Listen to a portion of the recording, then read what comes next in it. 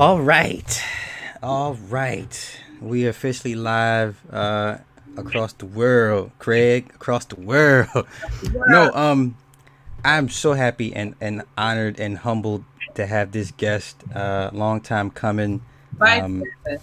Ma'am, I can't do you any justice. Please introduce yourself. Well, I'll say that the world know me as Lazonate Franklin.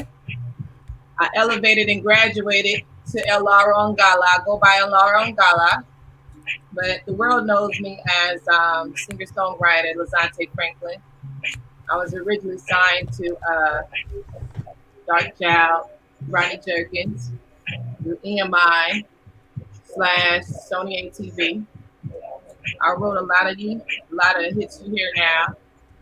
I co-wrote Telephone with Sean Daniels. Did Willow Smith project. Did a lot of stuff with Willow Smith. Did a lot of stuff with Doja Cat. Did some stuff for Diddy. I did Rita Wilson, Tom Hanks' wife. I don't know if y'all know about the dance girl Zed. Um, shit, a lot of people, a lot of people. Just to name a few, just name a few. So I kind of want to we'll do a build up with the questions. I kind of Okay. want to know what was your musical background? Were you kind of born into it family wise, or just something you just kind of gravitated to on your own? Yeah, my father was a singer songwriter, so I pretty much got the gift came through me. My dad wrote old time rock and roll, co-wrote old time rock and roll. Um, did a lot of other songs too, but not never got his credit for it. Pretty much. Um, anyway, I grew up in the church, so I started off singing. I knew the moment I knew that I wanted to write was the moment I knew when I found out I can sing.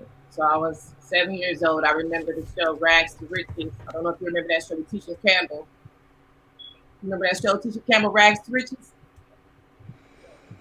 So I'm looking at your credits because I think you kind of like really didn't do yourself enough justice. I know. Um, you got a lot. You got a Yeah, lot of credits. yeah, a lot of credit. I'm looking at Jesse McCartney. Yeah. I'm looking at Nelly Furtado, Yes. Tinashe, Oh yeah, definitely Tinashe. Destiny in Paris, Definitely Destiny in Paris. Macy Gray, Definitely Macy Gray. Havana Brown. Definitely Havana Brown. So is South Mafia. okay. Um, and now it's starting to come back because once I left it, I kind of like just left it. You know what I mean? Yeah. Um, I'm real laid back, down to earth. So when I do something, it's like I forget about it. It's not like I like to stay in it. It's like whatever. Um, but when I start to look back at everything I've done, I'll be like, well, I Hmm. did a lot. You know what I mean? Like Hmm. I really did a lot. I'm like responsible for. I know my style. I'm responsible for a lot of the sound you hear now. You know, I hear a lot of my sound in a lot Doja Cat. I Well, hear. yeah. I wanted to get into that because I see you listed for Beautiful for Doja Cat. Yeah, I did. Like I used to sing like all of her backgrounds and shit. You know what I mean? Because I remember. Actually, I was actually leaving the industry. I was making my way out. Okay. I wasn't supposed to go back and work with nobody else. But I remember. I remember a guy that wanted to manage me. He used to help me get on projects. Suleiman. I'm gonna call some names out because I can do that now. Suleiman. He was. I guess he worked with Rock Nation, and I guess this is when Rock Nation was managing Doja Cat. And I guess she was just finished working with Pharrell. Hmm. They kind of didn't know what to do with her. You Hmm. know what I mean? I remember Suleiman sent me a video of her because it was her So High video that she did. Okay. And I was like, they was like, we think you would like her. I think she would like you because they recognized that I was different. And one of my gifts, one of my greatest strengths in the industry, I was different, but it would seem like I was always ahead of my time. Okay. So Doja Cat really didn't work with nobody. She didn't, because she writes her lyrics. She's very, very dope, very talented. So they were just like, we're trying to see who she would gel with. She doesn't want to work with nobody, so let's give you a try. So I go in, and the first thing I do was they had a song that she already beautiful. It was beautiful. It's pretty much every song on that EP that she had. I did pretty much all. They had me go in there and do like backgrounds because she wasn't doing backgrounds. The backgrounds were very simple. Mm-hmm. But it seemed like as soon as I went in there, the first day I went in there, I did what I did, and it just made the song come alive. And so from there on, she was freaking out. Like everybody was freaking out. Like, yo, you know what I mean? Like it got to the point I was working with one session into every day for a good minute. I know she had a lot of things going on with her because they kind of wanted me to be like her mentor. The guy that brought me in, he was like, she was on, I guess, a lot of substances. And they needed her to stay focused. So they were like, we need for you to like be a mentor to her, get her motivated, that kind of bullshit. Mm-hmm. So I pretty much was on that whole ride with her when she did the MP. I used to do like coach her background singers, and I've noticed that the way I sung and the way I've done things, she remember it, and she puts it in her music now. Okay. And it's crazy because when I listen to her now, I'll be like, yo, you know what I mean? Like, she sounds like me. Right. Not to take anything away from her because she's dope and she's talented. I watched that little girl write some lyrics, and I knew she was dope the way her lyrics were. Mm-hmm. But I know that she mastered, I wouldn't say mastered, but got it down to got it down just enough, good enough that I can hear it when she presents it. So when I hear what's that song she just came out? What's the song she came out with? Bag. Oh yeah. Okay. Bag. That's all me. Like that's all me. That's that whole thing. That's all me because I was able to change my voice. I can sound like Macy Gray. I can sound like Christina Aguilera. I can sound like a man. I can change. I'm like a chameleon. I can change my voice, my tone. And that's why I was able to adapt to different genres of music. You get what I'm saying? So Doja was actually the last person. Doja and Tinashe actually were the last two people I worked with before I left. I was just like, let me just work on these projects. And I really actually liked Doja Cat. And then Tinashe was another one. She was very different. People don't know how actually talented Tinashe is. Okay. I guess they kind of wanted to give her a Leah feel, but she never listened to Leah feel. She never listened to Leah music. So she kind of reminded me of Aaliyah. She was another artist that didn't want to work with nobody because she was so different. She had her own style. She was able to mix, master, write, produce. She was all around artist. And when I worked on the first album she came out with. I did 2 songs on that album. I co-wrote 2 songs on that album, and I'll say she had her own style. You know what I mean? But we gelled I got her mind. She got my mind. She was able to let me go in and be me. And so those were the last 2 people that I worked with before I left out. I know that they were trying to give her like the Aaliyah kind of vibe. And so since they wanted that Aaliyah kind of vibe, I kind of wanted to give her some old school, kind of like R. Kelly when he met Aaliyah. Like the first shit that he did, the first, like that whole feel. So, I did that. And she ended up taking off. And so it was crazy how it seemed like everybody I worked with, they end up blowing up. But then when it gets to the level where they're blowing up, they don't know me anymore. They act like they don't know nothing. Not that I really care, but I'm just like, come on, y'all know me. You know what I mean? Like, Y'all know this sound, y'all know this style from a lot of people out there. They know. In that industry, they know my name ring bells. Not to be on no cocky shit, but I can just because my credits and they know how much work I put in. They know that sound. I was always different. So it was kind of like, they love my differentness. If I'm gonna just make my own words, they love my differentness, and some people couldn't duplicate it, so they left it alone. But they had tried to master the style and create it for themselves. If you get what I mean. If you don't mind, how was it working with? Well, how did you come across Willow? actually, I was working with Willow from, it was a producer I worked with named Jukebox. And he Okay. was kind of Rodney. Me and Jukebox was on the same team with Dark Child. So Jukebox, he was a young kid, was super duper dope. And I remember we worked a lot on records and shit. Jukebox was like a different type of producer. He had different type of sound. Mm-hmm. And so we gelled our sounds. I was able to flip his shit that he gave me. It was like our sounds really worked well together. And I remember he came to the studio and he was like, yo, I got a project for you. He was like, yo, Willow was like, Willow, yo, I'm doing Willow Smith project because he did with my hair. And so he was like, yo, she like a little you. Because he was like, she's like a little you. And he was like, I'm going to get you in on this project. So I was like, all right, cool. So he brought me over there to Omar because Omar was managing, he was in control of the project at the time. I went over there to the Smith's house and I sung backgrounds on With My Hair. And then I ended up doing like her whole album because it was kind of like, because she was going for it. She wanted to still have soul, pop, and rock at the same time. And everybody knew I mastered that pop shit, Cyndi Lauper type shit. She liked Cyndi. They wanted to make her pop. They wanted to have hip hop and then like a soul, hip hop soul, but then go mainstream. You know how they do. They start with the soul. They grab you in and then they go get their money. Mm-hmm. And so I was able to mix all those sounds into one. And so that's how I ended up doing pretty much her whole project. So yeah, that's how that went about. Okay, cool. So for any songwriter, I would assume I guess their first big deal is getting that first placement.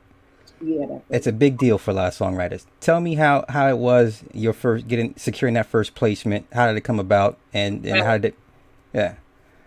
How that came about? Actually, I used to live in Atlanta, Georgia, so that's where I wanted to go pursue my music career because at the time Atlanta was popping. So I used to try to figure my way out in Atlanta, and I had an opportunity to work with a producer named Benny Block. Benny Block, Shakespeare's Cat. Yeah. Philly Most Wanted. I don't know if you remember Philly's Most Wanted. Vonic and Lit. They did that song, Please Don't Mind. Yeah, they did that joint. I was able to work with Faith Evans on Mesmerized. I co-wrote 2 songs on Faith Evans' album. And then it kind of I still didn't get my break. People still kind of sleeping on me. So I was told to move to LA. So I ended up moving to LA. I had a homeboy, I don't know, a real close friend of mine, Steven Starr. You guys know his father, Maurice Starr. He produced everything. New Kids on the Block, shit, New Edition. His son was a really good friend of mine. And I remember he was like, he called me up one time when I was in LA. He was like, you giving up on music? And I was like, I'm tired of it. I got tired of trying because if I kept on hitting closed doors. And he was like, you giving up on music? I was like, I'm tired of it. If it's gonna happen, it's gotta come to me. So anyway, he ended up putting me in contact with a guy named Big Chuck, and Big Chuck put me in contact with Rodney Jerkins. And I remember he didn't tell me who I was going to go meet. He was just like, I'm gonna need you he heard a song that I did, and he was like, he didn't know me either. The guy my friend introduced me to, he was just like, I'm gonna need for you to come to the studio at this such and such time. And I wasn't gonna come because I didn't know him. But then I was like, let me see. You just never know in LA. Dreams do come true in LA. I'll give it that. And so I went up there, and it was when the person got in the car, and it was Rodney Jerkins. And at the time, I'm like tripping out because everybody knows that I love Brandy. Like Brandy was one of my favorite singers. I love LaShawn's work, and I love Rodney's music. And so me seeing Rodney was like, yo, this is crazy. Out of everybody, this is who wants to meet me. So the first thing he said was, I'm gonna need for you. I didn't even get in the door yet. He said, I'm gonna need for you to go in. I need for you to write a hook for 50 Cent and Gwen Stefani. He put me right on spot. So I was like, what do you mean? So he just put me right there on spot. So I just went in and wrote a hook. And he was just like, they like this. He's like, yo, she dope. So it was kind of like, we want you. I'm signing all these artists, songwriters from all over the world, and we want you on the team. And so I was just like, yo, I can't pass that up because that's Rodney Jerkins. That's a dream come true. at the time. So let me stop you there. What we're gonna save. We're gonna come back to Rodney Jerkins. We're gonna come Okay. back full circle. Okay. Publishing deals. Yeah. Did you secure one, or were you able to? Well, that's what I did the publishing deal with. Is Rodney. Okay, we're gonna come back to that. Okay. But what are your thoughts on publishing deals? Mainly, you see a lot of guys, a lot of big dogs selling their publishing now. Yeah, that's strange to me. Well, tell me your thoughts on that. Either I look at it two ways. Either they're trying to catch the new wave, and like it's something circling around in the industry, like, yo, this is the new, this is what we need to do. This is the new new. Because I know they, word gets around on what moves to make. So I'm like, either they jumping on that because they know something that's about to happen, or they scared of something. Well, that's the thing, because you couldn't, something like this would have never, ever, I've never heard of anything in the Rodney history of don't give up music. his publishing. You die by that. You live and die by that. Rodney don't Yes. give up his publishing. You hear me? Yeah. Rodney don't give up his publishing. Okay? Homeboy don't give up his publishing. So when homeboy give up his publishing, I'm like, yo, you like, what's going on? So and then I hear Timberland gave up his publishing too, right? Yeah, so Timberland, The Dream, No ID, L.A. Reid, RZA. When I heard L.A. Reid gave up his publishing, I was like, wait, hold up now. Come on, somebody tell me something, because I know they can't. Nobody, okay, let me tell you this. In the industry, one thing you don't do is give up your publishing. That's right. Because that's long money. Right. That's the check that never stops growing. That's right. You get what I mean? Yeah. So when they when I heard about that news, I was just like, what's going on? Something's happening.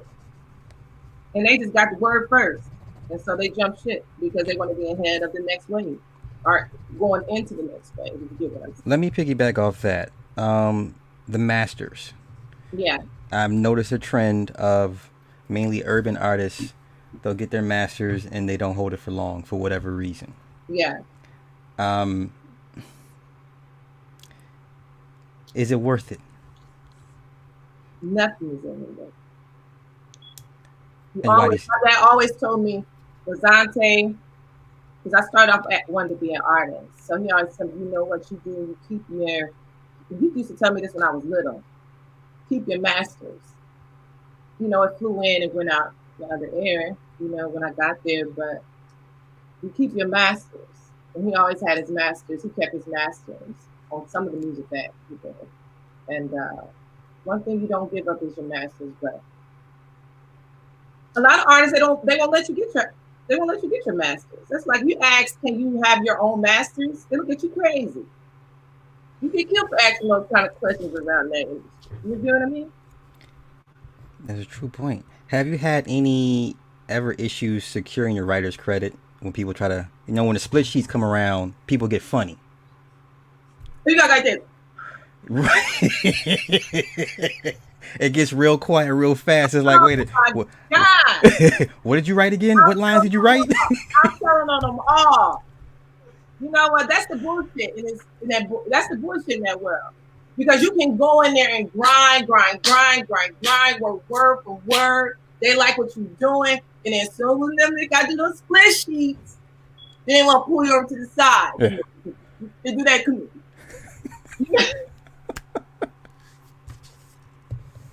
They do that cook.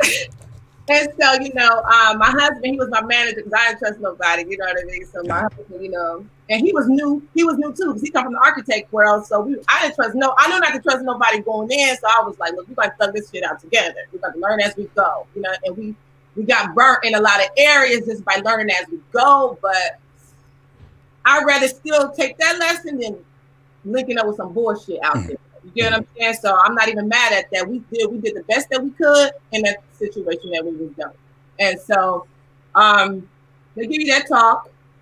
Everybody I work with wanted percentage. You know what I mean? It's like, it be that talk where,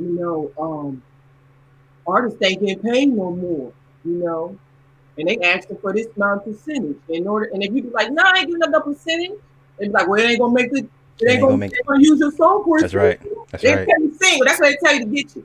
They tell you you gonna be, you got the next single, like the second, the first and the second single. Like, what would you let that? And you be like thinking, like, dang, you know, I do need this hit. I do need this hit. I'm like, dang, okay, you'll give it up just because you like, okay, I'm gonna just catch my wave and I'm just blow up, and then I ain't gonna have to give up no credit. So now they all ask for credit. Everybody else. Only person that didn't ask for credit was Macy Gray. Macy Gray don't ask for credit. Well, let me ask you this: how many L's did you take before you got that first credit? Okay, so let me say this: being signed to Rodney, my first placement that I had, actually Faith. I was brought in through Benny Block. He was the guy I was dating at the time. And so she worked a lot with him, and he just kind of snuck me in because he knew I was dope and he knew people was sleeping on me. But he kind of like snuck me in. Okay. So we worked on some songs and gave some ideas, but she took them, but she didn't give me my credit. She gave me credits in the thank yous. You know when they did back then. Oh yeah.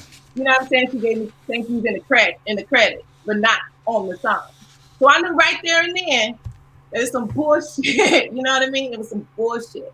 And so then when I got to LA and I started working with Rodney, the first placement I did was I worked on Jerry Bruckheimer's film, Shopaholic. Okay. Nice. And yeah, those were the first two placements. So they didn't take no credit from that because when you work with Rodney, they definitely not gonna take no credit for that. And so he was basically, you know, I didn't have to worry about my publisher getting snatched if it went to Rodney because, you know, he got a different type of respect. Can you briefly explain how big of a deal getting a movie soundtrack is as opposed to let's say an artist album? Because for us, the goal was always to get to a movie soundtrack. Right. Oh, that was big. And not only was it big, that was crazy. That was actually a crazy experience because I wasn't signed to him longer than like 3 months before I got that placement. Okay. So, and it was Jerry Bruckheimer. So that was like a big movie producer. So it was like, I didn't know who he was at the time, but then once I realized all the movies he did, it was crazy. It was crazy. It was a big deal. And then from there on, I started working with Macy Gray. So that was a big deal. And how was the vibe with Macy? Because, you know, outside looking in, you know, I've heard stories. I don't know about the public, but, you know, I knew some people that wanted to work with her, but there was like, you know what, she kind of a wild child. She a firecracker. So can you give me a different narrative? About Macy. Okay. Macy Gray was one of the coolest ones. Macy, it's two people that I consider really, really cool that had pure souls, like really pure souls. Was Heavy D and Macy Gray. Although I didn't work with Heavy D, I used to see him at the Boom Boom Room he used to be in Will Smith's studio a lot. But Macy Gray was cool. Now she was different. You just gotta get her. She was a little different, you know what I mean? But you know, you can. Wait, when every time I watch her in Training Day, I'm like, that's her for real. She was not acting. Yeah. You know, I never seen that side of her. Okay. Well, Macy was cool though. Macy got my different. And when I say got my different, she got the way I write, the way I think, the way I arrange words. You know, Macy Gray was really, really, really, really, really cool. Really, really cool. Down to earth. She always let me be myself when it come working with her. Now she might go on you'd be like, where Macy at? You'd be like, where's she at? In a closet. You know what I mean? You'd be like, I ain't got nothing. You'd be like, is she in the closet? Okay. You know what I mean? But Macy was different. She used to invite me over to her house. Like, Macy was one of the coolest people I worked with. I like Macy Gray. Macy, she was just different. Now, I don't know her wild side. I did hear things, but, you know, when somebody showed me different, I pretty much throw it out. It's about how you treat me.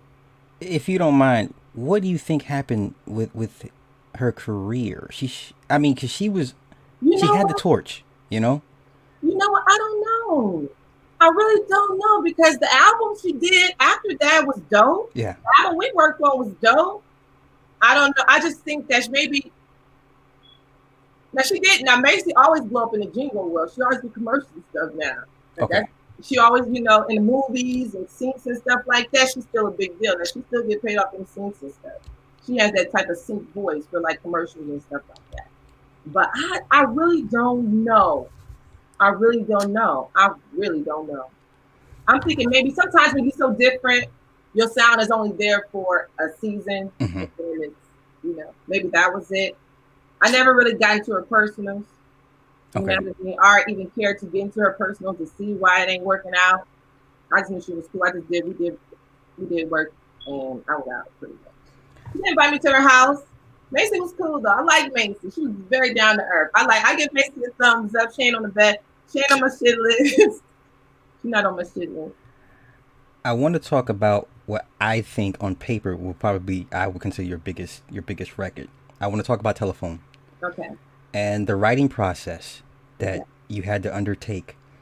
Two of the biggest divas in the industry, Gaga and Beyonce. Yeah. Walk me through how you secured it and the writing process, dealing with egos, how that record came to be. Okay. Actually, it's so crazy that you're talking about Macy Gray because actually I was in the studio. Me and Josiah was working with Macy Gray. I don't know. He was Josiah Bell, songwriter. He was married to Journey Smollett, her husband or ex-husband or whatever the situation is right now. But I was working with Macy Gray. I was in the studio with Macy Gray and I get a call from Rodney.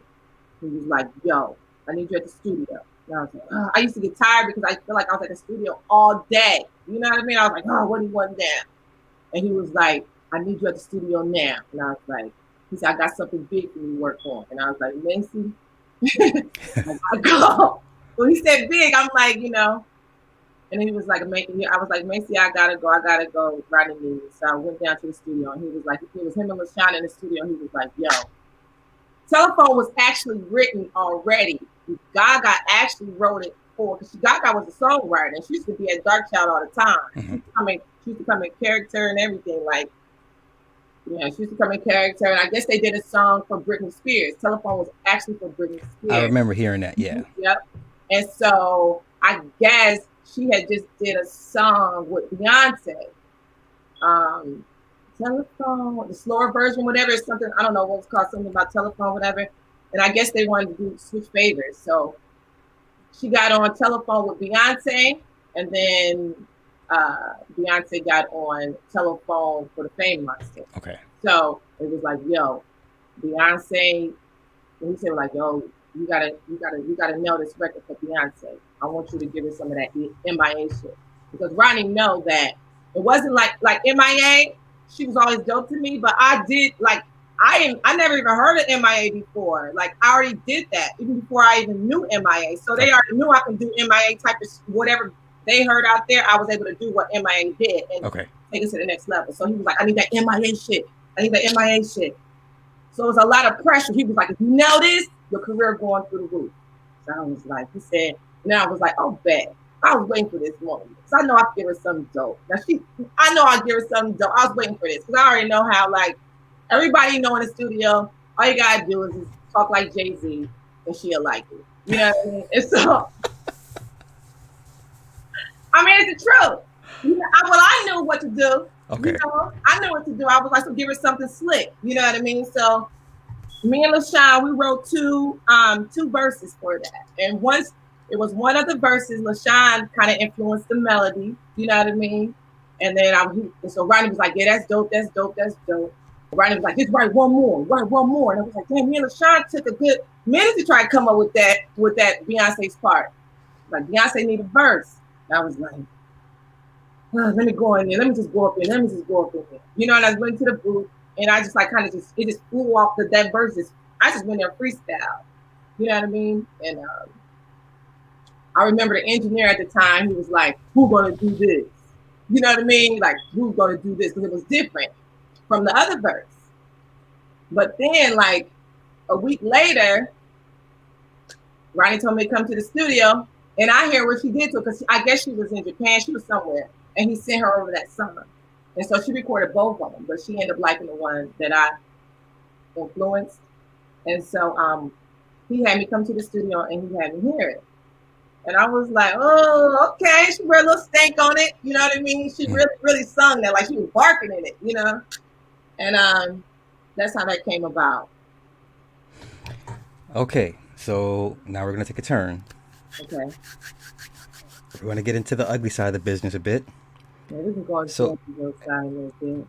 respectfully, so Respectfully, you know. after Telephone came out, Mm-hmm. you had some personal tragedies. Yeah. Yeah. You want to tell us what happened? Yeah, after Telephone with my father, it was 2 weeks. Telephone was released in 2009. And I remember I told my father, I was like, Daddy, I was like, I made it. He knew that Rodney wanted me to come to write a song for Beyonce. I did something next. I texted him as soon as I got the phone. I mean, not as I got the studio. I told him I was like, I'm in here writing for Beyonce. If I know this, he was like, oh really? And then 2 weeks after Telephone Go, it came out. I was like, Daddy, it's on the radio. I remember I was driving on the highway, and I was like, oh my gosh, the song was on the radio. And then he was like, well, you know. He was like, you made it. I don't got to worry about you no more. You know what I mean? He knew that once I got that, he just started laughing. He was like, I don't got to worry about you no more because he was dealing with kidney failure. He was on dialysis. And Okay. so 2 weeks later, he passed away after Telephone came out. And I was just like, you know, I didn't put two and two together then. I didn't put two and two together then, you know? Next thing you know, I was kind of like sad because he wasn't actually there to see me get all the accolades, whatever was not. And yeah, he passed away 2 weeks after Telephone. And I remember I was at Rodney's house because I didn't want to go back home because he was on life support. They had him on life support. And my dad was like my best friend. Like, you know, my dad was like, if anybody understand me on this planet, is my father. So I was just like, nah, I can't go back to see him in the hospital like that. You know what I mean? Because he was in a coma. I was like, I can't do that. Nah, I didn't want to look at him like that because that's going to be stuck in my head. I don't even want to look at him like that. And we held on for like 7 days, whatever. And I was going to go at the last minute, but I was like, nah, I ain't going to go. And I was like, Daddy, it's okay for you to go. I just spoke to him in spirit. I was like, it's okay to go if you want to go. Just go ahead and go. And he ended up leaving. And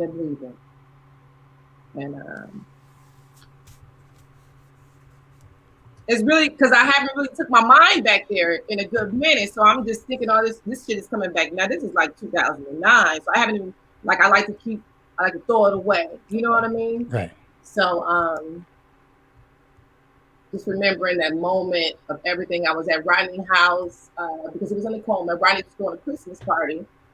And I remember I was sitting there. I had other shit on my brain. You know what I mean? I had other shit on my brain. So everybody was out having a, good time. And I was just sitting there like on the couch. And I remember I had a friend. She was like, she knew that my dad was in a coma. I was like, my dad's in a coma. She's like, it's going to be okay. She's going to be okay. And I remember I got that call while I was at the party. And they was like, your dad left. He's gone. And I remember I told Osinachi, I was like, my dad is gone. You know what I mean? And I was like, and I know it circulated around there. And you would think that Rodney would come say something, but he never said nothing. He never said nothing like, I'm sorry about your dad. You would think that we a cat, how you consider to be family. Mm-hmm. I'm there every day. You know what I mean? Like, you at least say, like, I'm sorry about your pops. He didn't say nothing at all. You know what I mean? So I was kind of like, yeah, you know what I mean? It just got strange a little bit. Because then I was at his house again. No. Michael Jackson, it was just strange because Michael Jackson died before my dad. And I remember I was going to Rodney's house. I was at Rodney's house because I was doing some songs for Extreme. I knocked on the door. As soon as I knocked on the door, Joy answered it, his wife. She's like, Michael Jackson's dead. And I was like, and he still wanted me to go in and write like 3 songs, like because he had me do this.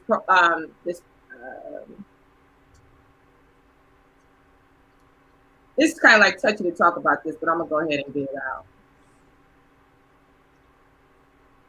And I don't want to call him a fat nigga, but sometimes I gotta call him a fat nigga because he, like I just gotta explain that fat nigga.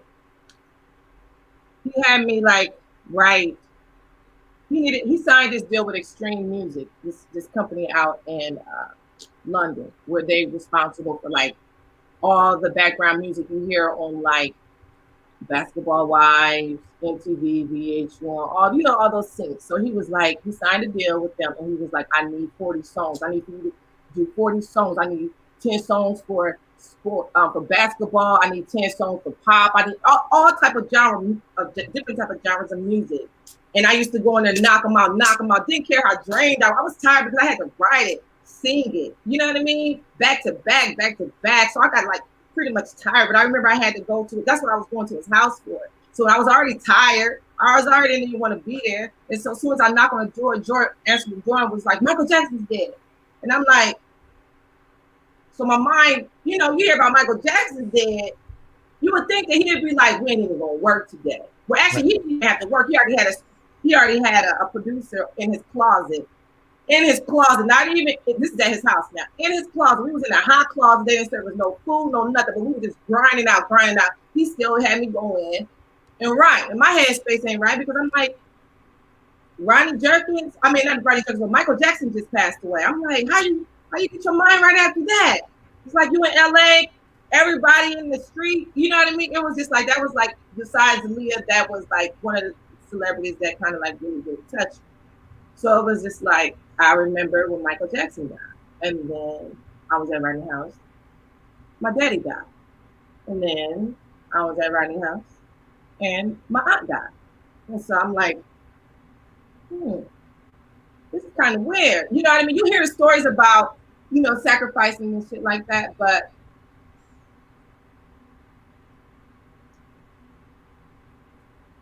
you don't know how real it is until you're in a situation. You hear about it, but you're like, how do they go about doing stuff like this? Like, how does it really actually happen? Like, because it ain't like, okay, I'm giving up my dad for this. You don't know. Right. You know what I mean? Or I'm giving up somebody. Now I'm just basically saying that weird shit started taking place if you give us. People gotten pulled from my lineage. You know what I mean? But he never had no kind of remorse or nothing. He was just quiet and shit like that. So people just start dropping. I'm like, why is every time I'm at Rodney's house, somebody passed me away? And that was one thing that kind of like made me think. I started thinking of that. So it's kind of still touchy for me to talk about some shit. But those are the first 3 weird things that made me start going deeper into life. What is this shit? I never told nobody what I was on either. I remember it was actually I was working with I'm be fast forwarding the story. It's a lot of shit happening. So if you hear me going back and forth jumping, you just gotta follow me because it's a lot of shit that took place. I remember I was working with Dallas Austin in LA, and he was like, yo, I was into like a lot. I started, after my pops passed away, everything became spiritual. I was able to hear him speak to me, and I just started hearing well, how can I put 1 second.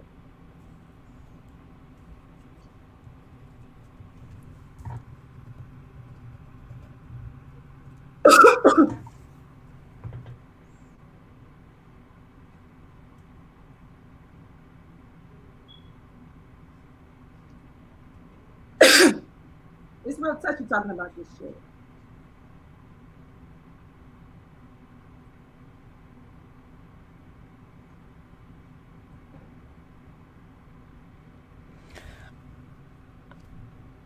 I mean, you don't have to delve any further. Now I'm gonna talk about it. I'm here now. I waited a long time. I wasn't even gonna. I wasn't. I was gonna try to back out this interview, but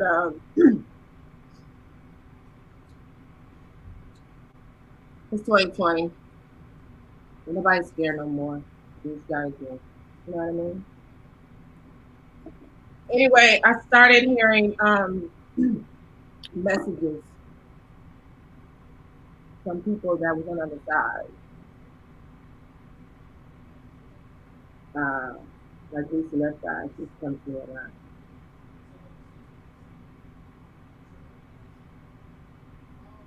Michael Jackson comes to me a lot.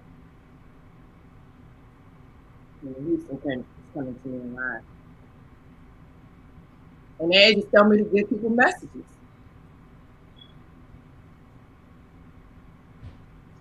And so that's what I did. And I know I'm jumping because it's a lot. And I can't believe, like, I'm literally like, I'm live right now. This is like big for me because I don't do this shit. But Lisa used to come to me because she wanted me to get in contact with Dr. Sadie. She stayed on me for like 2 years. I'm like, what she?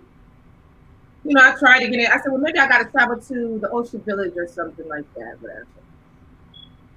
And I was already on my spiritual journey because, like, when my dad passed away, I started really starting to hear the other side. That was the only way I could communicate with him. So I changed my diet up. I was meditating a lot. I started connecting with trees and shit. Because nothing could explain what I was hearing. Like nobody could explain shit to me. You know what I mean? So I sat outside a lot. I traveled a lot. You know what I mean? And Lisa was one of the people that came to me a lot. That was the first one, like, of the entertainers of that realm that kept coming to me. Mm-hmm. And she wanted me to get in contact with Dr. Sadie. She stayed on me for like 2 years. So I tried to, like, I said, maybe I got to go to Honduras. And I even put it on my vision board because her spirit was so strong on me. I was like, well, let me just try to manifest this shit. So I even put it on my vision board, trying to manifest it. Didn't have no luck getting it. It was 2 years went by. I was like, yo, I'm tired. You're not gonna make me look crazy. I'm like, 'cause I was doing shit like calling up to the office in LA, like, look, I'm trying to get in contact with Dr. Sadie. They're like, oh, what do you need? I'm like, that guy came to me. I didn't know how to deliver this shit. Right, you know, right. Like a clown, a fool. You know, I was crazy, you know? And I got frustrated. So I'm like, you're not gonna have me looking crazy. So they were like, I used to tell him, like, I guess his daughters was working, and I was trying to get in, you know, contact with Dr. Sadie because Lisa, she's been coming to me, and I have to tell him something. And they, you know, brushed me off. And then there was one time, I guess I tried one more time because I had my phone. I was like, yo, I'm not doing this shit. And I was like, I'm gonna try one more time. It's my last time. And I end up going there. I actually end up calling. And then I left another message, and I end up actually going to his office. And the lady was like, you know what? He's not here. He'll be back on Wednesday. You want to set an appointment? And I was like, we're going to be back on Wednesday. And I was like, okay. I was like, I set an appointment. And so I set an appointment, and here he comes down the stairs. And he was like, now mind you, I'm shaking because I'm like, I don't even know what's going to come out of me. I don't even know what to tell him because I don't even know why I'm here, but I guess it'll flow out of me once I get here. So I go, and the first thing he says, he was like, what brings this beautiful lady to come see me today? And I looked at him, I was like, Lisa Left Eye. And he tilted his head and he looked at me.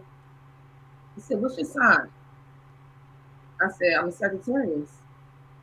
And he was like, he started laughing. And then he says, Lisa was a Gemini. And he was just told me the story of, like, you know, Lisa healed me, you know. And then he was like, he just went on into it. He was like, Lisa healed me, you know. And I was like, oh wow. He was like, told me a story about when she fasted for 40 days. He said actually 41 days. He said Lisa had the gift to see. And I was like, oh really? And he was like, you know what? He said, I can trust. He just said after that, he said, I can trust you. He said, it's the way you shake your head. He was like, the people I was able to trust on my journey, on my path, they always shake their head like that. He said, come with me. He's like, come with me. Because we was downstairs and he takes me upstairs. And so I see it, when I go upstairs, I see a bed. And I'm like, what's this freaky old man doing? You know, I'm like, I was like, oh no, wait. I was like, wait, 1 second, wait 1 second. But that was his comfort zone, was his bed. Yeah. He got right in his bed, he turned the basketball game, he lit his joint, and there was another old guy that was in him, which was George Washington Carver. He was related to George Washington Carver. So him and Dr. Sadie was in there talking. And so Dr. Sadie just ended up just talking to me. I was in there for like 3 hours. We just ended up having like a long communication. I remember one of the things that I asked him was, I said, Dr. Sadie, how do you get protected? How do you stay protected? What do you do? Because how is it that you're still alive? Because this is when I was starting to put 2 and 2 together. I was like, how is it that you're still alive after all that you done did? Like, you done cured all these diseases. How do you stay protected? How do you stay protected? He looked at me, he was like, my mama. That's what he said. And I was like, oh, okay, I was just like, okay, and he was like, I remember he was, he shared stories with me, a lot of stuff, and then he told me, he said, he was like, will you do me a favor? And I was like, yeah, what's up, Dr. Sadie? He said, you remind me of Erica. He was like, you remind me of that motherfucker. I didn't know he talked like that. That was shocking to hear him talk like that. He said, you remind me of that Erica Badu motherfucker. You know what I'm saying? So I was like, is he serious talking to me like that? Because you wouldn't think that he talked like that, but he turned street as soon as he went upstairs. Yeah. Nigga, okay?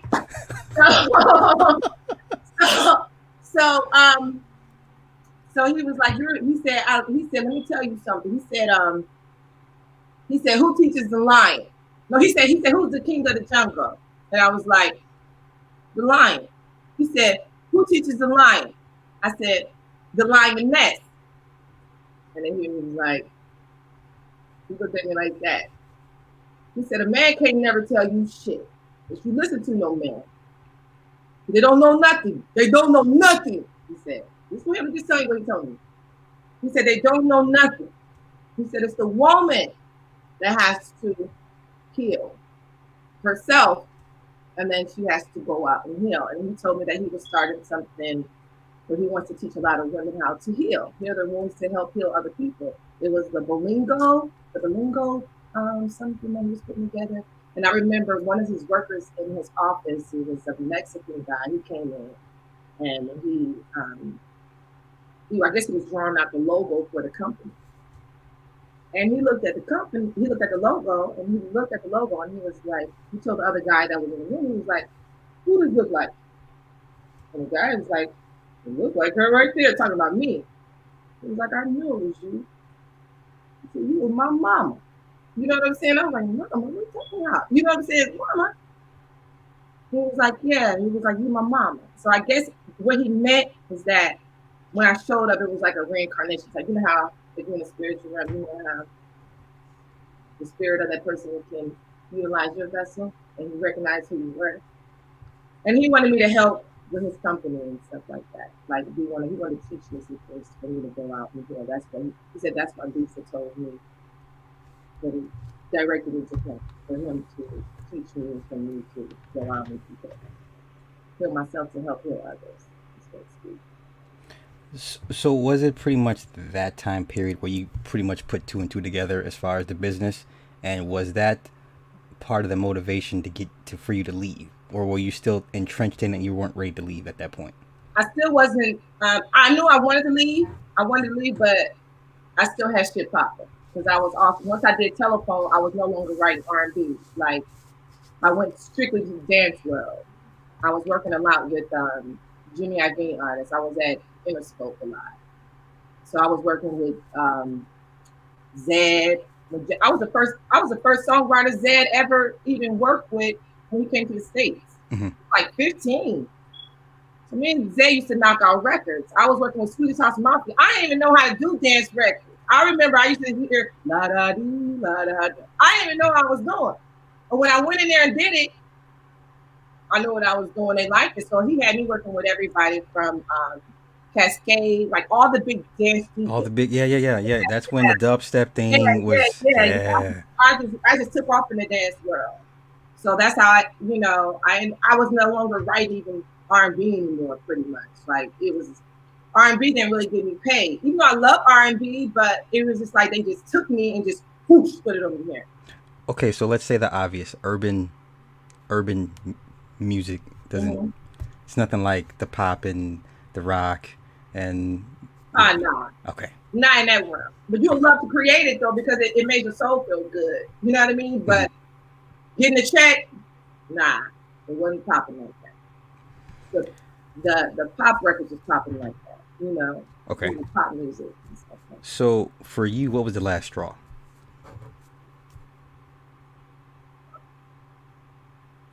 The last draw because I was taking L's like left and right. I was just taking. I'm like, okay, they got me because everybody takes L's in there, but you be like, they got me. Let me just try to make this next hit so I blow up and then I can shit on them. You know what I mean? You be thinking like that.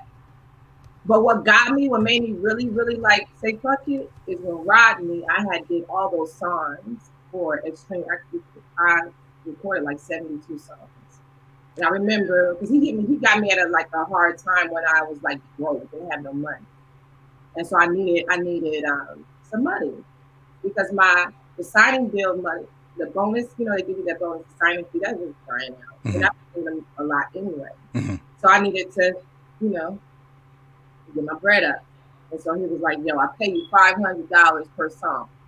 And he wanted me to do all these songs. I was like, okay, 500, I'll do that, knock it out. I ain't gonna write nothing dope. I'm gonna just write some just old records. I'm gonna just throw this shit away, But even my old whack records be dope records, you know what I mean? So he said, I asked him, I said, is it royalties involved? Because I wouldn't have never did it if it wasn't royalties involved. He told me it was never royalties was not going to be involved. He was like, it's a flat out deal, flat fee. You don't have to worry about anything. And he was like, no royalties. I was like, you sure? I remember I looked at him like, you sure? He was like, he gave me the straight face. He was like, there's no royalties in it. And I remember I recorded all those songs. I used to hear them all on TV shows and stuff like that. And it was somebody I'll never mention who told me this because I have to hold this tight because he looked out for me. When he brought me to the side, he was like, yo, all that shit is with Joy's name. Joy, his wife's name. And she getting royalties. I was like, oh, really? Because I never did really like his wife, but she was very fake. I used to, she was just. Yeah, I've met her a couple of times. Yeah, when after they first got married, we were like. Yeah. Yeah, you know. Yeah. You know what I mean? So, when I found out she was getting paid, then that's when I was like, oh, hell no. When I found out that I kept it in for a good minute. I still didn't say nothing. I played dumb for a good minute. Mm-hmm. And it was one day I was like, oh, fuck no, they got me bent. So I remember I called up Rodney. I was like, yeah. Because he started, like, after I recorded all those songs, he kind of like threw me away. You know what I mean? He was just like, he wouldn't let me come to the studio to write. He could get funny acting. Like, you never know what makes him mad. He had like a woman in it. I mean, like a straight up penny liner. He'd be cool with you one day, get mad because you don't work with somebody in a different studio or whatever, and then he don't want you to come to his studio. I don't know. Whatever takes him off that day, that's how he treats you. And then he'd be real cool to you. And then he'd tell you, come over. My kid's having a birthday party. It's whatever. But when I found out, like when I couldn't hold it no more, I hit him up. I was like, yeah. And I just let it out. And he was like, I'm sorry. What do you mean? I said, you know what? Okay, you sorry? Get me out that deal. Get me out that contract. He was like, all right. I will. Let me work on some things. Let me work on some stuff. And just give me a minute. And I was like, all right, cool. So I was giving him a minute. I was just like, okay. A month went by. He was still saying, he was acting like he was sending messages to Sony, Katie, I guess whoever Katie was at the time. and put me on an email. I need to speak with, concerning her deal, whatever. But I'm pretty sure they got on the phone like, this is how we're going to play it. We're going to make it seem, that bullshit. So anyway, he didn't do it. So I was like, you know what? Enough of me being quiet. He started avoiding me. He started not picking up my phone calls. I said, okay, well, I'm going public. And I don't care. I'm telling everything. You need to give my money. You need to send that shit right back over to me. Because you told me that it wasn't no royalties. Now I would take it out. Now, if he would have told me it was royalties and I still gave it up, I had to just take that as a slap on the face and just take it. But he lied and he said that it was no royalties. And I was hearing that music on all the. I heard still to this day. It was so crazy because I was like, I don't even feel like dealing with these people anymore. Let me just get my bag. I'm not even worried about this little dumb shit. And I was like, I don't want that guy on slide. Because I told him I was going to do it. But I really don't feel like doing the bullshit. I was on YouTube and this show come on called Last Resort because I was looking at YouTube. Yeah. And then I say, yo, baby, yo. And I was like, that's me. And then I hear another joint I did. And then they had 4 songs in that one episode of me. And I was like, nah, I got to go through it. And I can't stop because that was just confirmation. Nah, you can't. Nah, you got a story. You just didn't just write one song. You responsible for the sound out now. You responsible for you put in a lot of work. Don't nobody know what you really. Don't nobody even know you like that. Because I never even I wasn't the songwriter that just took it to the next level, visually, put myself out there. Want to be on reality. I used to turn down reality TV shows. I was like, no, that's a setup. I knew it was a setup. I used to watch. I was an analyzer. I used to watch everybody in the room, even at the parties, because I already know they watch you. You know what I mean? They watch you to see what your weaknesses are. What they can see, because then they watch you for. Because you don't even know they watching. They'll put you in situations, but they watch you just to know how they're gonna come at you. But I think they always. I used to try to. I don't know, because a lot of people in the industry are very intuitive. Because if you notice that, one thing I do learn, what I did find out about that world is that it's nothing but warlock and witches. You know what I'm saying? It's nothing but spells. You feel me? So everybody doing spells. Everybody want to do spells to get money. Everybody want to do spells to, sing. Everybody want to do, it's okay, so now you got to know the game. You got to know the game. Okay, what is this? Everybody getting readings. Everybody doing. That's all it is. Nothing but a bunch of spells. So, yeah, it's so crazy that I'm talking about this shit because I don't do this slide. I do not do this. I'm so low key. But the parties that they invited me to, the last party I actually went to was what's the guy that sings "Stay with Me"? That dude. Who's that? What's his name? Sam. That "Stay with Me." The white boy? Yeah, the white boy. Sam Smith? Sam Smith. Let me tell you something. Literally that night, I was told to go to his Grammy because I guess he got a Grammy for that night. Yeah, he did. Yeah. Was on that. Rodney got credit for that song because I guess he changed. He didn't do the beat, but I guess he changed some strings and shit, so he said he didn't get credit. So he was up for another Grammy since Telephone. And so it was an after party they wanted me to come to, but the people that invited me, they didn't even want to invite my husband. And I was like, why is it so strange? Why don't want me to invite my husband?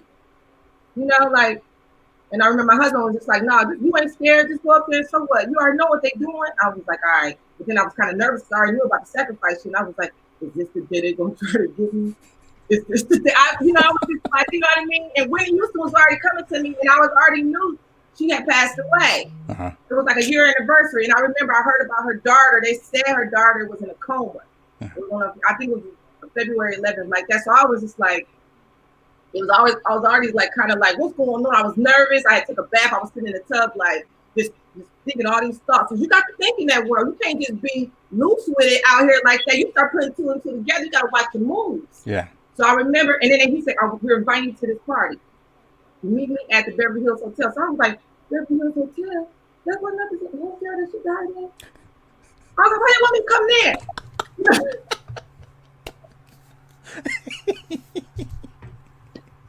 I was like, why do you want me to come there? I'm nervous. I don't even tell my husband my thoughts in my head, right? Yeah. My heart beating real fast. I'm like, oh no, but I'm like, why they want me to come in? I was like, all right. So I remember I said, I'm not gonna drink. I'm not gonna drink no wine. Right. I'm not even gonna smoke no weed on Yeah. that. I'm gonna be totally alert. Yeah. Okay. So I need to be alert. I need to pay attention. So I remember I started talking to Whitney right there in that tub. I was like, what they got going on? They tell me something. What they got going on? What they got? Why they want me there? And why they don't want him coming? You know? And so I go, at the time we lived in a high-rise condo. So when, you got to go down to the lobby to get to the garage, to get to the car. So I get dressed up. My husband's about to take me to the Beverly Hills Hotel. He's going to drop me off. As I'm going, we get down out the elevator into the lobby, I hear, you remember that song, How Will I Know? By Whitney Houston? But it was on that part, it said, how do I know? But it was like, don't trust the feeling. And I was like, what you talking about? Yikes. She's telling me something right there. I know how to pay attention. So I was like, that part that I heard her song was, how will I know? Don't trust the feeling. So I'm really kind of annoyed a little bit, you know what I mean? But I end up going. But that was the first time I ever went to a Grammy after party in the Hills. You know what I mean? And I remember the address. I had to meet them at Beverly Hills Hotel, and then he had introduced me to another artist. She was there waiting on me, but she was dressed in all black. She wanted to see what my hair was. She was like, "So are you into crystals?" Because they already knew I was earthy, so they wanted to see what talk my language. Try to see if I open up and they talk my language. And I'm still siding out because I already know what it is. Like I'm already knowing what it is. So I'm like, yes. So I'm like, yeah, I like crystals. I'm a nature. I'm a nature. I'm a nature bum. I love nature. And so he was like, we're gonna go to the party because he didn't give my husband the address. We just met at the hotel, the Beverly Hills Hotel, to take me to the party in Beverly Hills. Mm-hmm. And I remember I was into numbers and shit like that. So I remember the ad when I get up there, the address says 777.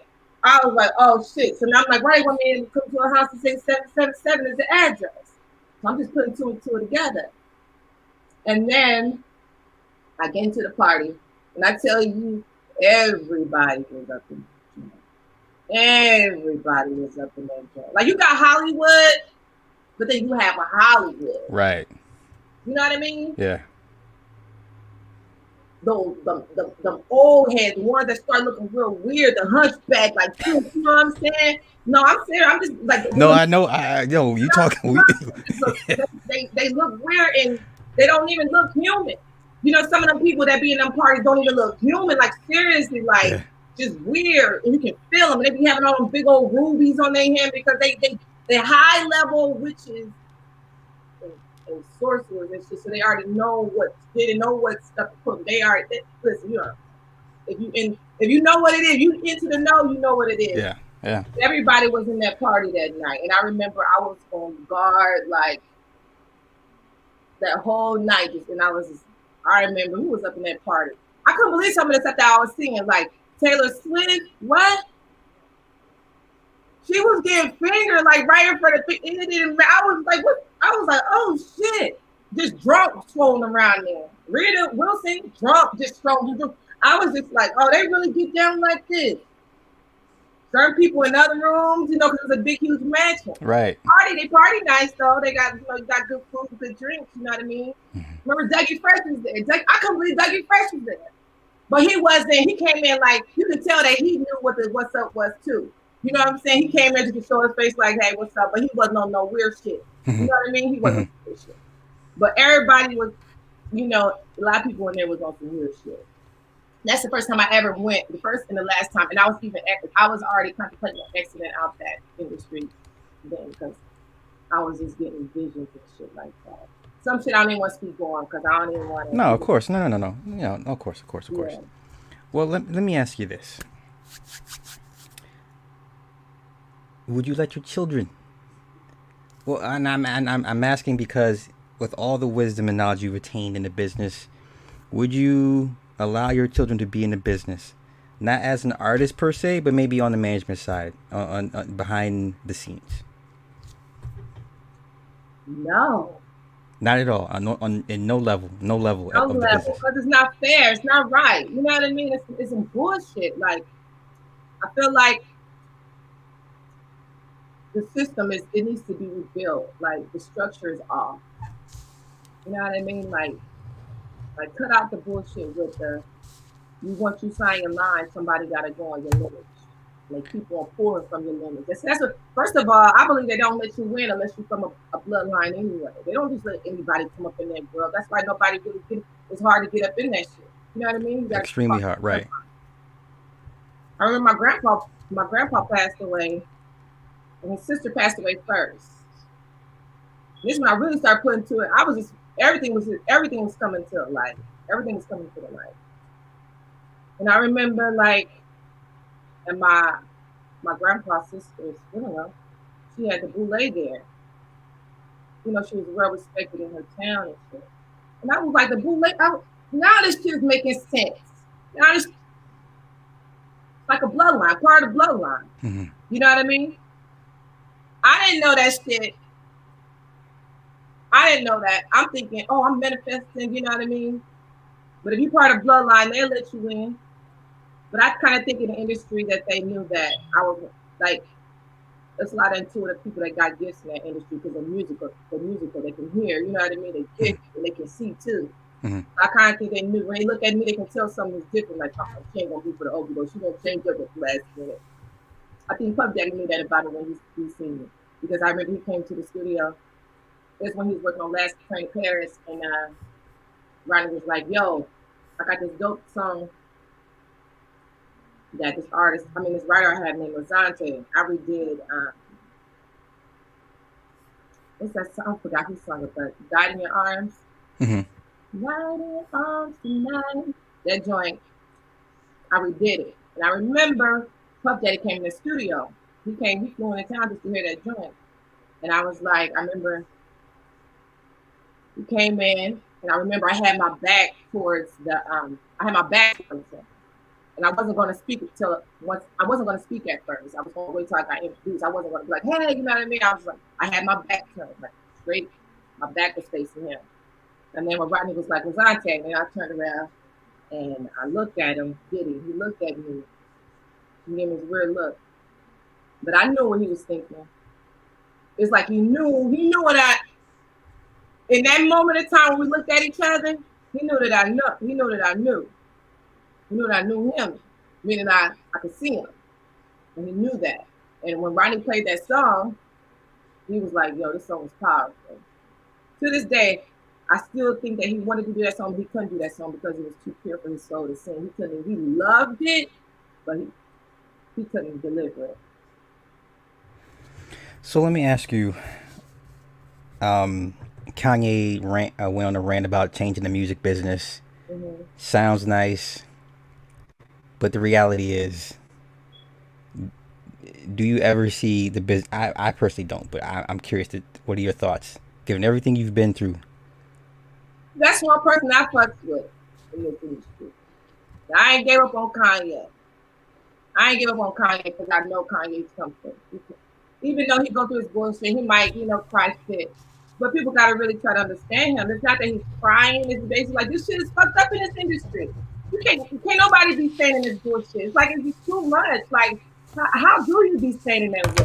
Like, I feel like Kanye, he's just, he has a lot to say. He's on a mission.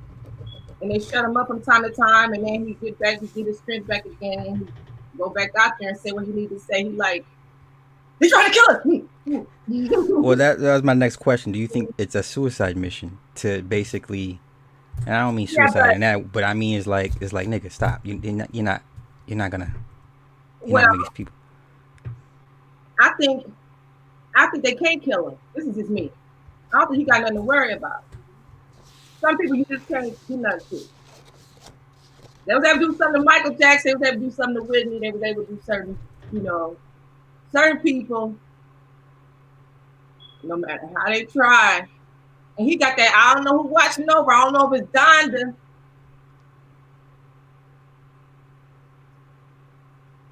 He ain't going nowhere. He can't be touched. So he knows that he has to me, this is just me talking.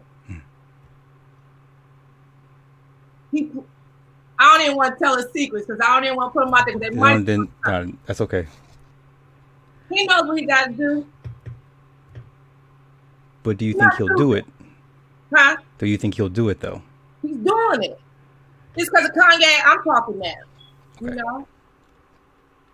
I can't just let them go do that, go out, put themselves out there, and I know what it is, and I know what I experienced. And when I was trying to come out, nobody had my back. When I tell you, nobody had my back, and I was talking for the whole team. Now, one person said, "Lazonate, thank you for standing up to Rodney." No, and he had a whole bunch of people. Let me take that back. It was one person, and I respect him on all levels. It was Bob. It was a producer named Bob. Bob hit me up like, "Yo, you doing something like I respect you," and that goes a long way with me. But all them other people I was writing for, all these other writers that they be crying and Rodney had, all these Victoria Monet. Let me tell you something. I wasn't gonna tell this story, but I was like, nah, she's doing her thing now. But I'm gonna tell this story because we're not gonna not talk about the shit. We're gonna talk about it. I remember she started off in a group called Purple Rain, which was signed to Rodney, and Joy was managing them. His wife was managing them. It was 3 girls, and I remember. I guess some shit went down. I guess he was trying to like hit on her. I guess something they had on the low going on, whatever. And the wife found out about it. And Joy came in that studio, tearing down his plaques, going in on him, you know what I mean? And he told everybody in that studio, if y'all tell anything, I'm a blackball. So he told all those writers, everybody was like, why are you gonna try to do that? We don't got nothing to do with that. That's him being messy. Why are you trying to block our careers? It's because he got caught in some bullshit. You know what I'm saying? Mm-hmm. She can't talk about this shit because they made her sign some shit that she can't never speak on the shit, and then she gotta give Joy some publishing. And the shit that she's doing now, she still gotta give Joy some publishing. Jeez. And yeah, I said to Joy, I sure did, because I told you to sign that shit back over to me. And you still acting like you don't know no better. Anyway, I ain't trying to throw Victoria out there like that, but it was so crazy because she was innocent, even though she was young. You know what I mean? Like she was young. What is he doing? Like messing with this young girl in the first place? Like, and they don't know no better. Coming in young like that, they don't really know no better. They think they do. They don't really know no better. I remember he used to make her dance over. I remember one time I was in the lounge, and she used to choreograph. So she choreographed for the group because they was trying to get a deal, and so he was just getting them prepped. She used to make all the. She used to do dance steps for the group. So she used to be in there doing the dance steps. She used to make her do it over and over and over again. Do it again. And I remember I was just sitting there, and I was like, "Why does people make her do it again?" She's like, "I'm tired," and he was like, "Do it again." She's like, "Rodney, do it again." And she was, doing all that kind of, doing all. He just like watching her dance. And I was like, "Look at this nigga. Why do I keep on making her dance like that?" But I didn't know they ever had something going on, or he was interested in her. I didn't know at the time. I just thought it was kind of strange that he kept on making her do it over and over and over again and get turned on. You know what I mean? Mm-hmm. And so when he told her, when all that shit happened, they was just basically like her career was over. We're gonna blackball you. You know what I'm saying? So she just she went missing. She went missing. Because she wanted to kill herself. That's what it really was. She was on her way to kill herself. And so I remember I had a dream about her. And I was like, I came up to her, I was like, you know what? It showed me very clear. It showed me her on the stage. And out of the 3 girls, she the only one that blew up. She took off. And I was like, yo. I was like, I remember I told her, I was like, I had a dream about you. She was like, really? I was like, yeah. I was like, out of all the 3 girls, you're going to be the one that blow up. Now, one of the girls sing backgrounds for Jennifer Hudson. And I don't know whatever happened to the other girl from New York. I don't know what happened to her.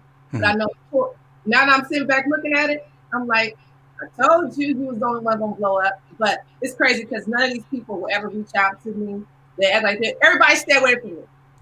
Okay. Like, I'm not the person that go talk and throw everybody's shit out there. I don't move like that. But it's like now it's like 2020. It's like, why are y'all even still quiet? This industry is done now. Why are y'all even still want to be? Why y'all still want to go to the Grammys? Like, are y'all gonna stand up for any goddamn thing?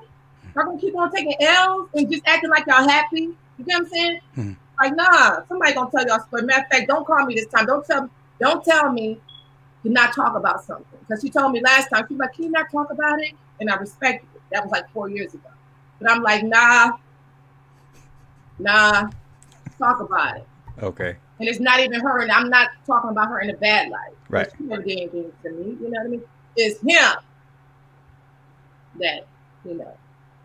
Well, let me ask you this: Mm-hmm. your feelings about former music business artists and industry insiders exposing the business. Mm-hmm.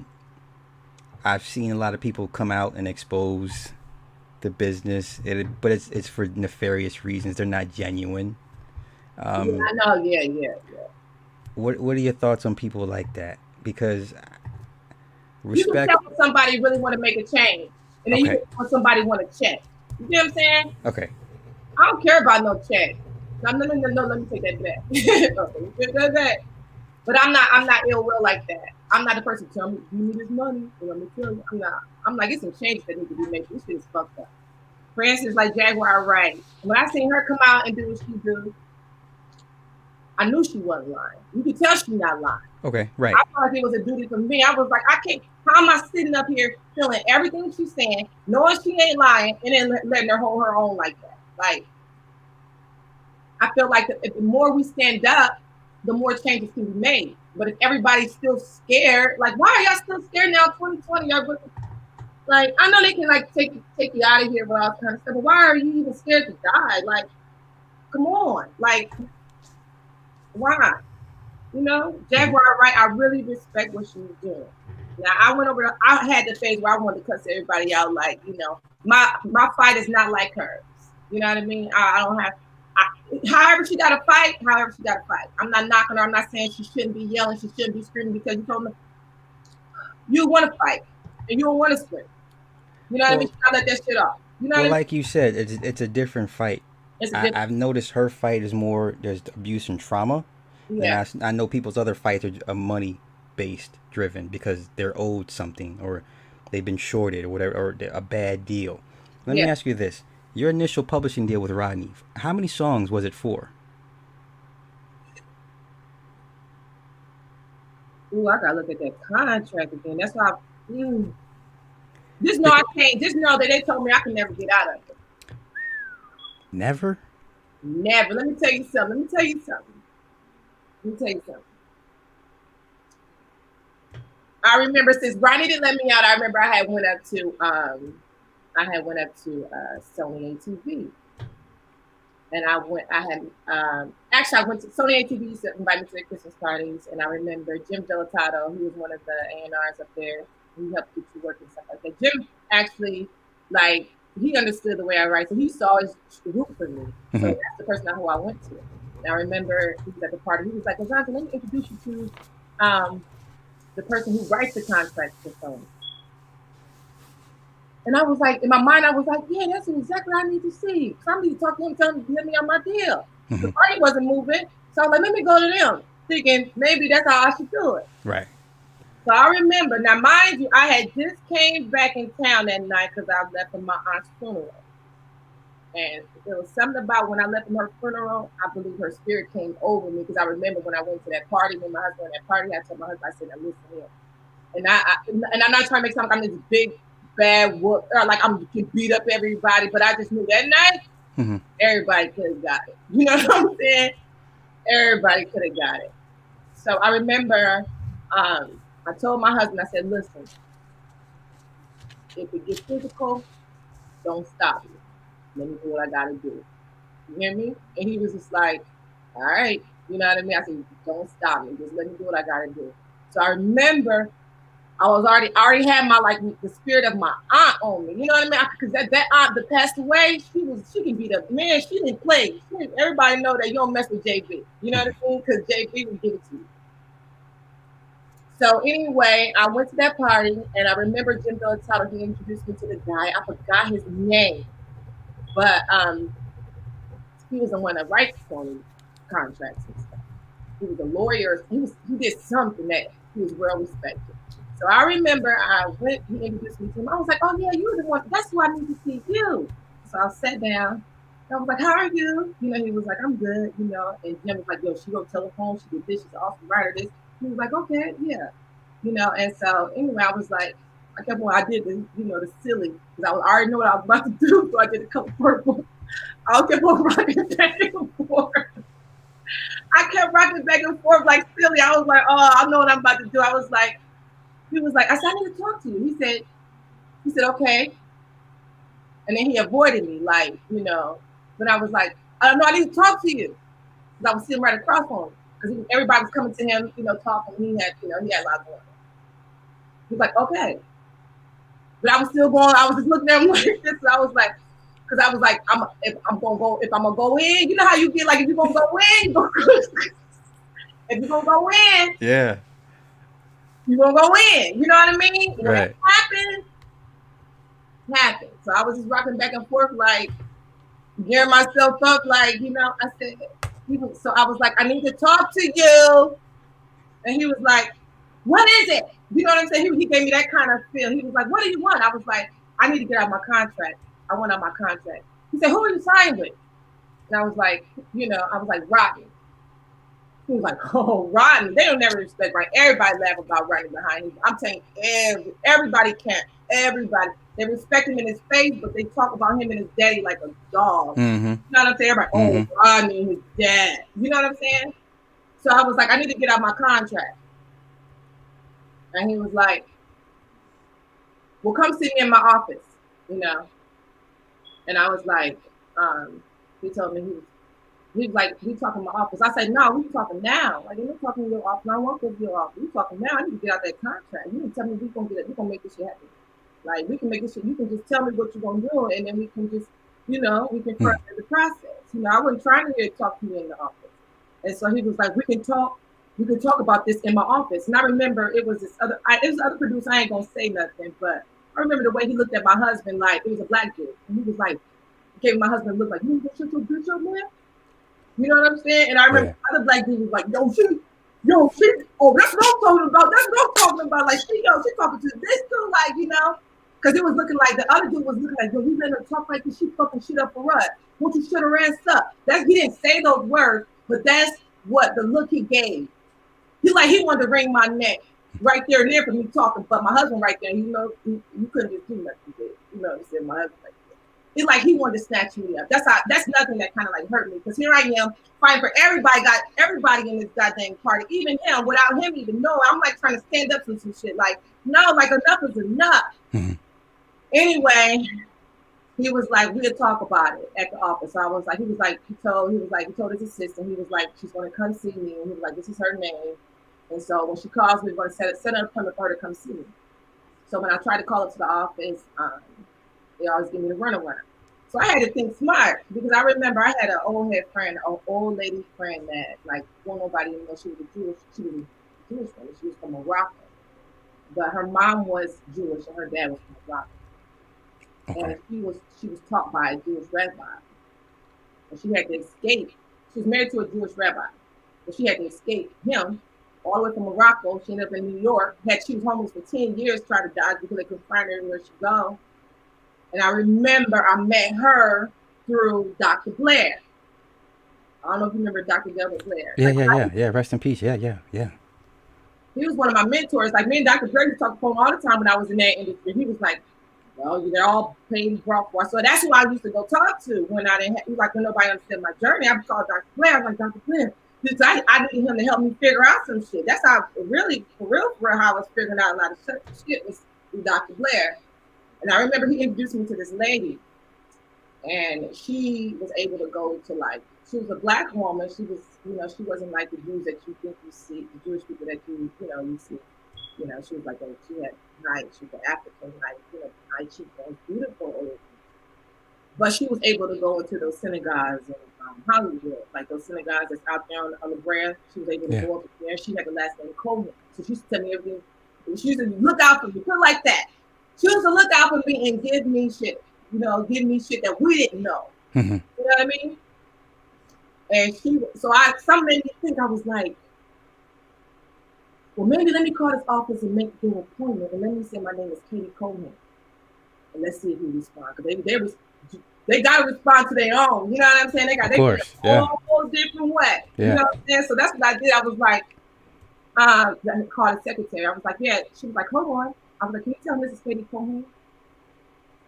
He got on that phone, like, He said, hello? I said, I knew how to reach you.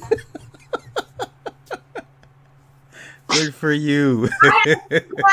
I mean, because you got to think, you got to think. Yeah. And I knew I'd get you. I knew you'd pick up the phone.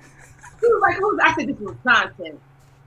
And he was like, he said, okay, what is it? What is it? What is it? I said, we're supposed to have a meeting, you remember? Because you said, we were going to talk about this contract. And then he was like, okay, well, come up to the office, this. He made it seem like he was going to meet with me. He set the appointment up, but then he was not there. He introduced me back to Jim Villatato. And when I sat in Jim's office, I was like, Jim, Rodney said he was going to let me out the deal. He did. So I'm coming to y'all, let me out this deal. I don't owe y'all no money. You know what I mean? Like, I don't owe y'all anything. Y'all can let me out. I've been here. I'm not getting no work from y'all. It's just like, what do y'all need it for? And he told me, we don't let you out there. You can't never get out there. And that's something clicking to me, like, the way he said it was like, it was so devilish, like, yeah, we're going to let you go. You know what I'm saying? Yeah. And I was like, and I remember I had my nephew with me. He was a young boy. I had my nephew. He was a baby. He was kind of like 3 at the time. And I remember my nephew didn't even know what he was doing, but just spilled his coffee on his cup, like tilted it over. I think my nephew knew spiritually, you know what I'm saying? That's why he did that.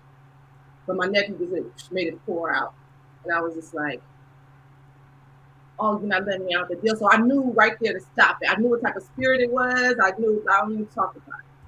And I remember I said, I'm going to get out this deal.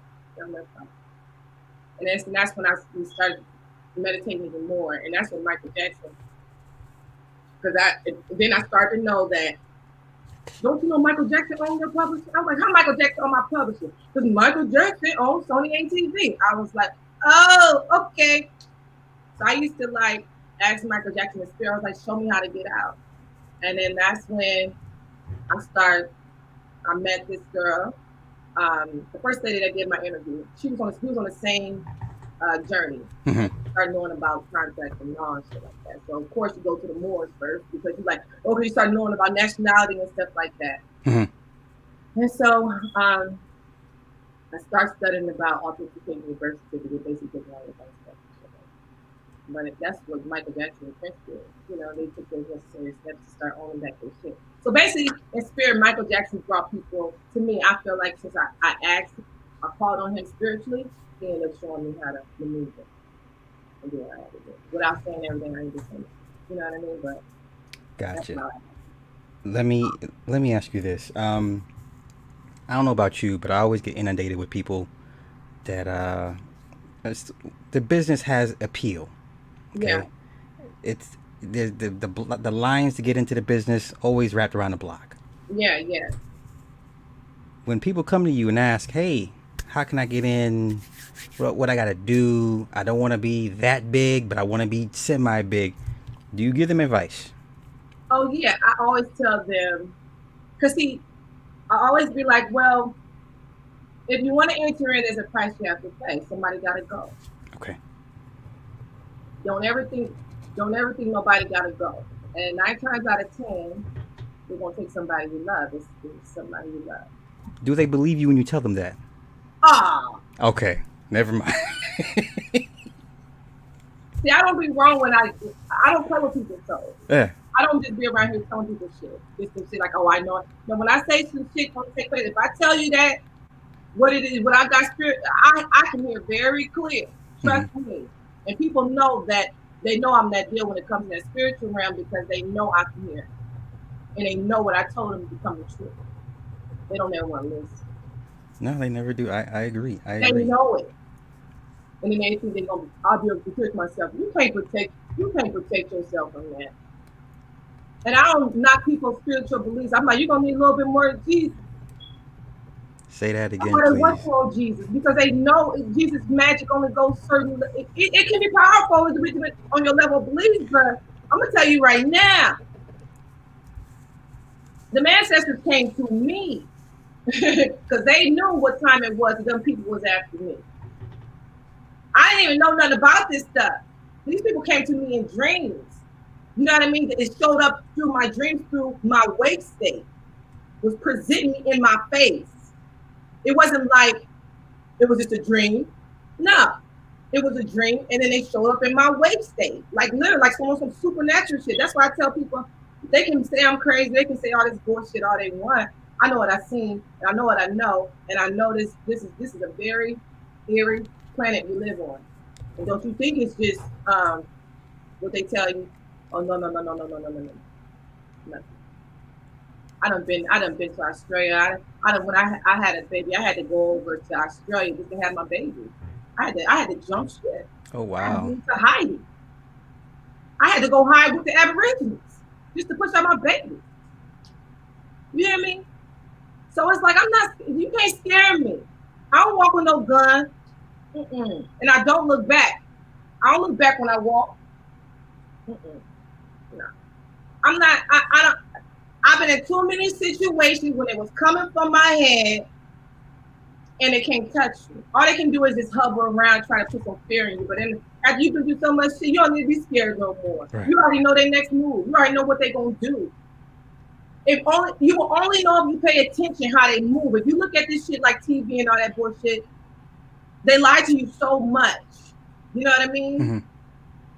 You gotta be able to read that shit. You gotta be able to pay attention. Because they talking codes, they'll tell you what they're doing. They even let you know you up next if you pay attention. Yeah. That's why everybody know before they know they about to go. They be nervous. They just be playing a role like they happy and they kicking and stuff. I know everybody in there nervous right now. Everybody nervous, but they be playing around like they getting it, talking about money like they getting it. But they know y'all scared. Y'all know y'all nervous. What y'all want to give with that baby? Y'all want to give it to a baby, huh? So you try to befriend somebody else. Or you will give up your baby. You know what I mean? They give up a baby in a heartbeat. And they're playing like some, listen, it's real. And I don't got to sit here and lie. So, they know. I have friends. They know. I don't talk to them no more. Because once I tell them again, I'll be like, I never let up. Like, it's been the same thing since I found out about everything. You can't do nothing to protect yourself. You only can buy yourself time. You only can buy yourself. I don't even bother telling people anymore because it's just like you gotta see for yourself. I don't buy no more. Yeah. Ain't no need. Before I wrap this up, people talking to you, they want you to go crazy. Like I don't got time for it. They know me and they know what I stand for. My story ain't never changed. I ain't never changed. I've been on my mission since I woke up, and still been on my mission. And ain't giving up. Now I ain't out here. Now at first I was telling, oh everybody wake up, you know. Let me ask you this before I wrap this up. Uh-huh. How much money do you think? I'm not going to ask you how much you think you've generated because that's untold tens of millions. My I'm sure. bloodline goes strong. Actually I did this from my dad because they really did my dad. My dad was responsible for a lot of songs. Like even I believe in miracles, but he did I Can Beat You Dancing. You know what I'm saying? Mm-hmm. My dad was cold. You know what I mean? I did this. Hold on, let me show you. You can see. Because I told him that I was going to do it for him. This is Lonzo. Okay. This is my father. Hold on. This is my father back. My dad was that deal. I didn't even know how cold my dad was. Mm-hmm. And they got to pay up. Some got to give. I did this for my father because I'm like, nah, like, our bloodline goes strong. I come from a very, very, very, ancient bloodline, and I'm connected to a lot of people in that industry that's very potent and powerful now. Mm-hmm. We come from the same bloodline, and they know who they are, and they know that I know who they are, but they don't want to recognize me because I don't fuck them. I will never fuck them. But let me tell you something. We have a lot of money. A lot of money in the pipeline for my lineage. How much do you think? Well, I'm sure you have. Well, no, I'm sure you have a figure in mind. How much do you? If you can go back to old time rock and roll, how much do you think that once don't belong generated? Oh God, yeah.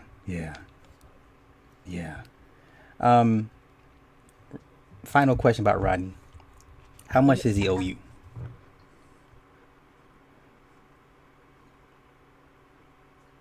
Now I just heard. now I'm hearing songs on own network, Oprah network now. Yeah. You know what I mean? Yeah. You owe me a lot of money. You owe me a lot of money. Calculate 72 songs that's in heavy rotation in the sync world. So we're talking mechanical, sync, performance. I mean, the royalties alone. Yeah. You know what he got to do. So I don't even know why he just won't give it up. I don't even know why he just like. I don't even know why he just won't just be like, you know what? Because if he turned over a new leaf, he don't be lad talking. I'm like, oh, come on. This dude don't be lad. He don't be lad talking. Let's not talk to be lad. Let's talk to. Why he come talk on your show? Because let's talk to the real ones, not the ones that's been bought paid for on YouTube, not the ones that's been bought. Why don't he talk to you? Why don't he talk to Choke No Joke? Why don't he talk to,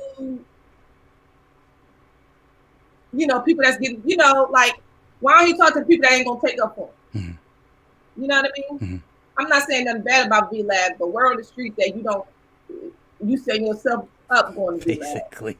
Yeah. So the streets don't lie. I'm just saying. I ain't never, I'm just telling what the streets say. So can we say a moderate number, a safe number? We're talking low 7 figures. I mean millions.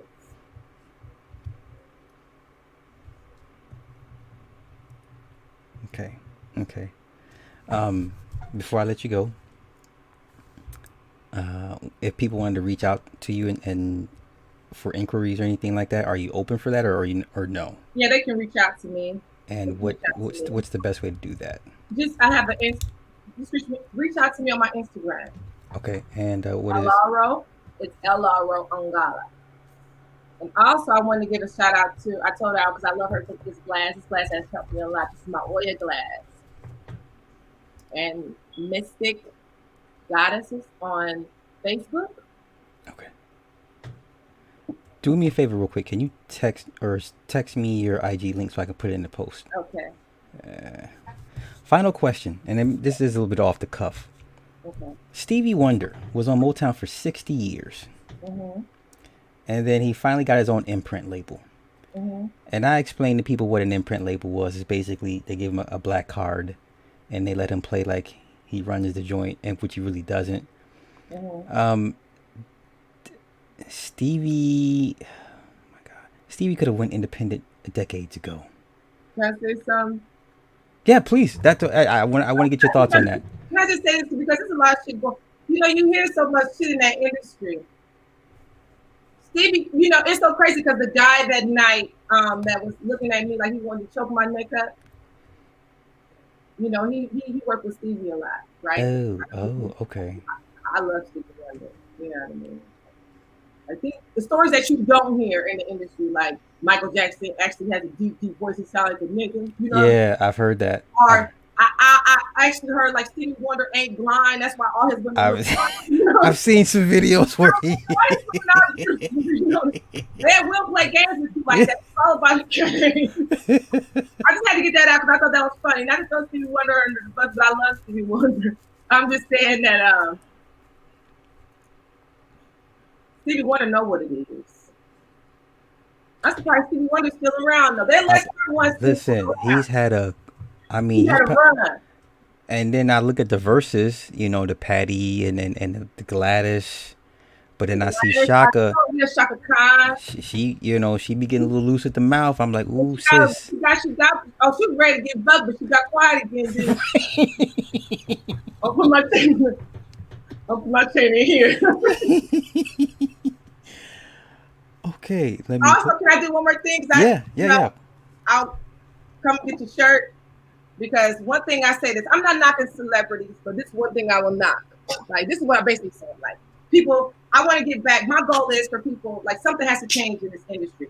Shut that shit down and create another way that we can go back to respecting the artists instead of idolizing them. So, my shirt says, if orange is the new black, celebrities is the new white.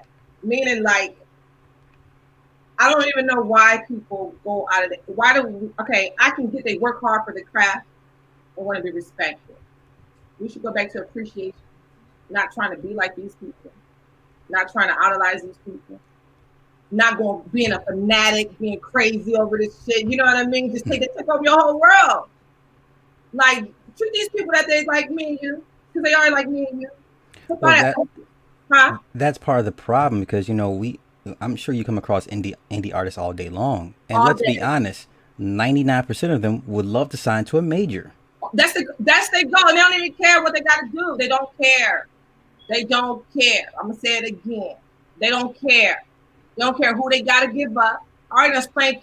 I talk to a lot of people in this industry. I already told them some shit, and they don't care. And they be sitting around there annoyed, paranoid like a motherfucker. They're smiling with all that makeup on, all that bullshit, like they like them being, trying to make that storyline look perfect. Mm-hmm. So they nervous, and they want somebody to speak up for them. They just don't got enough guts. So I'm speaking up for y'all. These dudes be hitting me on the low end and be like, "Yo, Sly, yeah. You be saying things I can't say, brother." Right. But and I'm like, "Hey, I understand, yeah." But they will never give you they will never say thank you. You know what I mean? They will never say thank you. Like I had to even get over the fact that, like Beyonce, like everybody knows that I already know she's dope. I already know she's talented. You know what I mean? I already know, like, oh, that was an honor for me for her to even do my verse. But I'm like, when do you ever reach out and say thank you? You know what I mean? Mm-hmm. I go to Rock Nation. Rock Nation had I used to murder Rock Nation camps. You know what I'm saying? They used to always have me at their camp. When they start doing those writing camps, I remember. And I'm gonna say this because at the end of this, they don't think I'm gonna say anything. You know what I mean? But they know what it is. I remember I did a song called okay, let me tell you this. I did a song called I Didn't Have to Flirt with the Bounce and My Buns Got Me In, right? Mm-hmm. And one thing I found out is that I had such a different style that when my name started getting around the industry, everybody was like, "Yo, we want your heat, we want your heat, we want your heat." And I remember I was trying to just knock out, give them just dope shit, but they wouldn't place it. They would just have their artists come mimic it. So I just started catching on. So what I did was just start giving them the same song, and I just wrote for that producer. Smart, yeah. Put on that track, so everybody had the same song. Yeah. You gotta hear this song that Lazonate did. You know what I'm saying? They're playing. They're like, hold on, she did the same song to my track. I got tired because they wasn't gonna keep on jacking. You know what I mean? I could be my just do. But Rock Nation used to have me. I used to murder they. I remember Jay Brown. I didn't know who Jay Brown was. I just knew his name. I didn't know what he looked like. I remember I did a song. They had the first writing camp they had. I did a song, and I really did. I already did it to this Osinachi beat, but I ended up using it to another producer's beat, and they went crazy over it. And I remember the next day that I showed up at the studio, it was a man artist in the studio sitting there, and I was like, "Who is this dude? Why is he in my session?" You know what I mean? Because I didn't know what he looked like, and he was like, "Yo, you did that joint once coming in?" And I was like, "Yeah." He was like, "Your shit is crazy. That shit should on the whole writers camp." Well, where you from? I was like, I'm from Nebraska. And he was like, who you with? And I was like, Rodney. That shit shut down like this. You know what I mean? Nobody does that. But they still did have me come to their writing camps. Okay. They still had me in that. All I know is that when I hear some Beyonce shit, Rihanna shit, I hear me all in that shit. Yeah. And they know it. And this ain't coming at Beyonce, so Beehive, chill out.